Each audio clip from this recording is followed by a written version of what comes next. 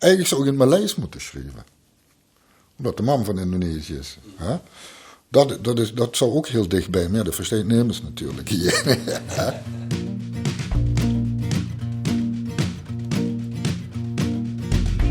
Ik loop door de stad, ik merk dat ik fluit. Kijk, als je liedjeschrijver bent, vind ik, of ik doe dat al zo lang, liedjes schrijven, dan kan je eigenlijk alleen maar uiten in je eigen taal. Ik heb al altijd in het Engels geschreven en Engels is makkelijk voor mij.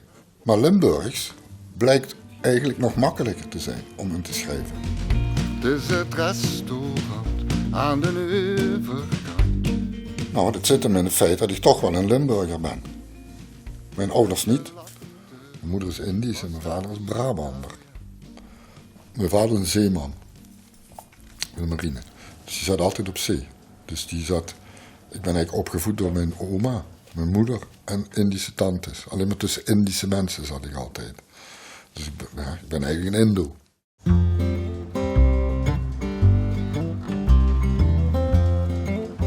Ik ben geboren in Zittert.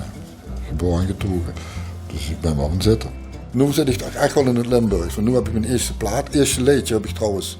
Ik heb geen zin vandaag. Dat wordt voor Herberg de Troostplaat. Dat was mijn eerste echte Limburgse liedje.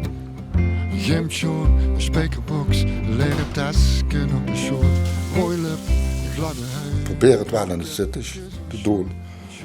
En dan laat ik dat controleren door een vriend van me, de echte zitter. En ja, dat klopt gewoon. Dat vind ik wel chic. En dat is veel makkelijker dan in het Engels. Als het echt zo dichtbij komt, is het ook echter. Ik hou niet van showbiz eigenlijk. Het moet echt zijn. En dan maar geen succes.